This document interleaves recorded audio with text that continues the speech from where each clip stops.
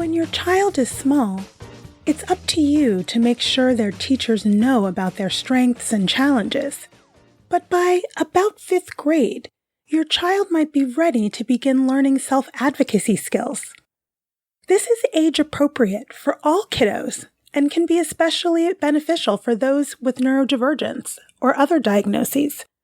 Fully understanding their own diagnoses not only means they can more easily explain their challenges to friends and family, also empowers them at school to ask for what they need in order to be successful both socially and emotionally, as well as academically.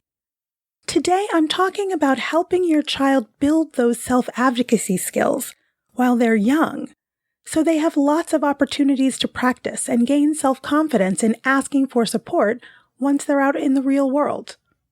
Welcome back to Project Parenthood. I'm your host, Dr. Nanika Coor, clinical psychologist and respectful parenting therapist. Each week I'll help you repair and deepen your parent-child connection, increase self-compassion and cooperation from your kids, and cultivate joy, peace, and resilience in your relationship with them. Most parents are well-versed in their child's strengths and weaknesses and do a lot of speaking up on their child's behalf, getting them the things that they need to succeed in school and in life. And that makes sense when kids are very small. But by about age 10, many kids are ready to take a more active role in their educational experiences.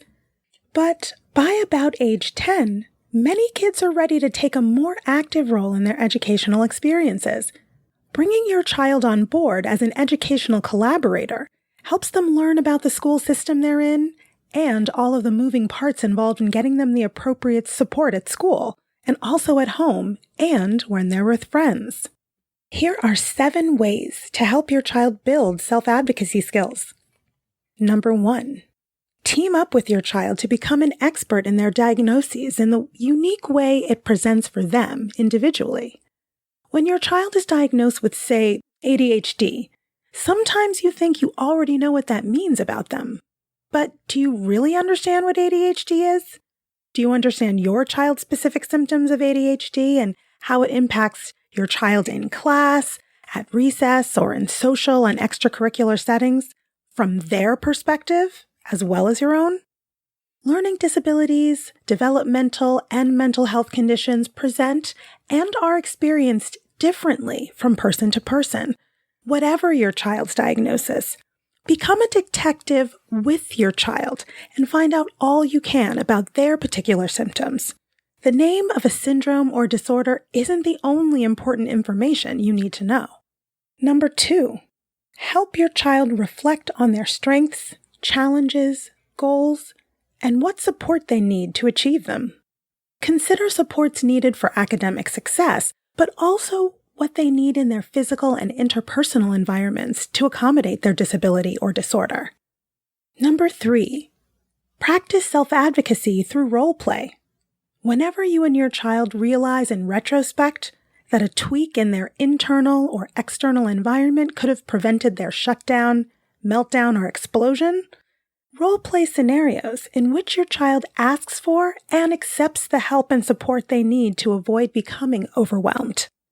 Help them practice saying things like, "My brain" or "My body feels stressed out. May I take a break in the hallway for 5 minutes?" But also practice with people outside of the family. Invite them to order for themselves at a restaurant, for example. Number 4, invite your child to participate in yearly IEP meetings. Once your child has a good understanding of how they struggle, how they shine, and what accommodations they need, invite your child to explain those understandings at their Individualized Education Program, or IEP meeting.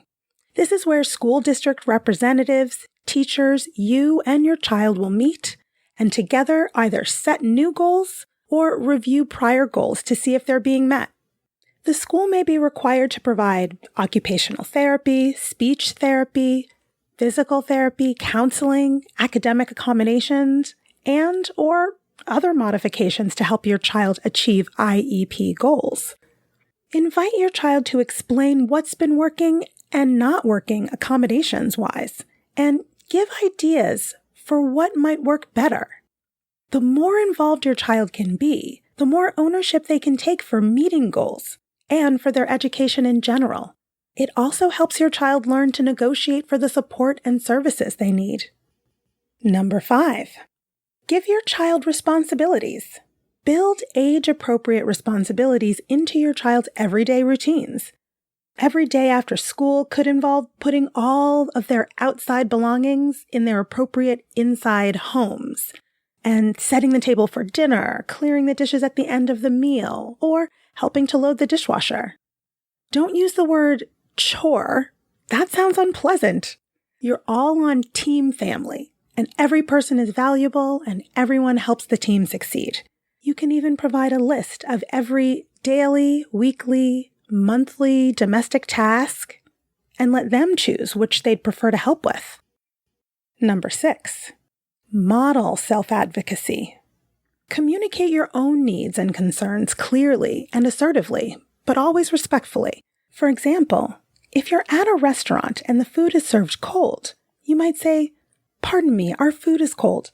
Could we please have it reheated?" Model using active listening skills and the willingness to compromise. Let them see you speaking up when you need help or you feel uncomfortable, so your child knows that it's okay to say no to things you don't want to do, for example. And number 7, share your own experiences. Share with your child stories about when you stood up for yourself or spoke out for what you believed in and how it turned out, both the times it went well and the times it didn't work out at all. Even though speaking up may not always solve a problem quickly or easily, it's important to teach children the value of being brave and speaking up for themselves or what they believe in. No matter where your child is on their journey to developing self-advocacy skills, it's important to create a supportive and encouraging environment for them. Let them know that you believe in them and that you're their number one supporter. That will also go a long way to helping them develop the confidence they need to advocate for themselves and take an active role in their education. That's all for today's episode of Project Parenthood. Thanks for listening, and I hope you found this helpful. Be sure to join me live on Instagram at BKParents on Monday, October 16 at 12:45 p.m., where you can ask me anything. You can get your questions answered in real time.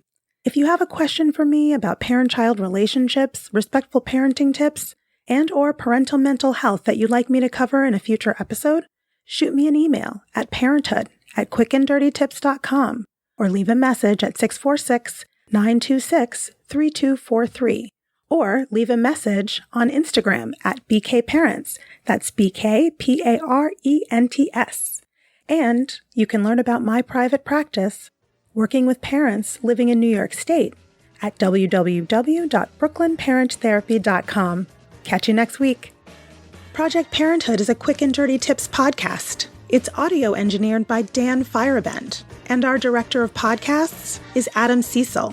Our podcast and advertising operations specialist is Morgan Christensen. Our digital operations specialist is Holly Hutchings, and our marketing and publicity associate is Davina Tomlin. See you next week.